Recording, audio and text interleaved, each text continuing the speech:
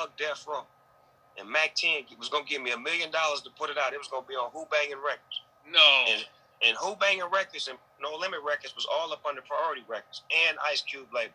So I would go up there to see Mac 10. And when I would go up there, I would have to pass by Master P's No Limit shit to get to Mac 10. I passed by one day, Mystical in there. And I don't even know Cub, but I know his music.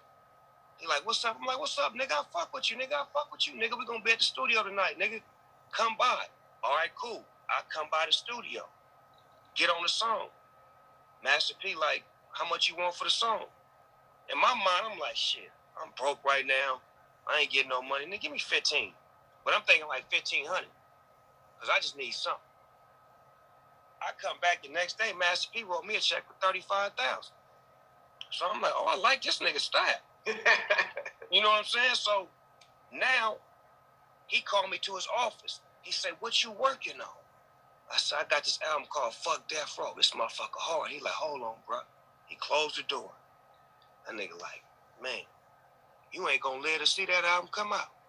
He said, don't do that, bro. You can't make no record talking about Death Row and shit, man. You gotta let that shit go, man.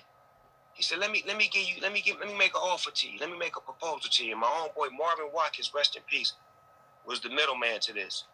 And him and Marvin put together a play that sounded good, and the nigga flew me to New Orleans.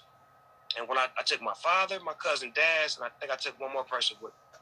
And this nigga drove me around the neighborhood and said, pick any house you want. And at that time, I was living in a house that was under Suge Knight's name. On my cars, under Suge Knight's name. So for a nigga to show me, damn, you could have your own sign on the dotted line, I had to say, you know what? Fuck that. I'm going with this nigga. So he was like, nigga, if you sign with me, you got to come down to New Orleans. You can't be out here.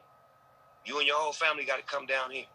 So I came, picked the house out, picked out a car for my wife, a car for me, got the house furnished, flew my wife and my kids to New Orleans, and 3 years later, nigga, I did that. Oh, I got so many questions, man. First of all, why would Mac 10 want you to do that? Like Mac 10 know that would have caused so much trouble in LA. Well, at that time, we didn't give a fuck. You got to remember who we was. Yeah. You get what I'm saying? So this is what LA was at that time. Like, nigga, you can't come at me, nigga. Don't think I ain't finna come back.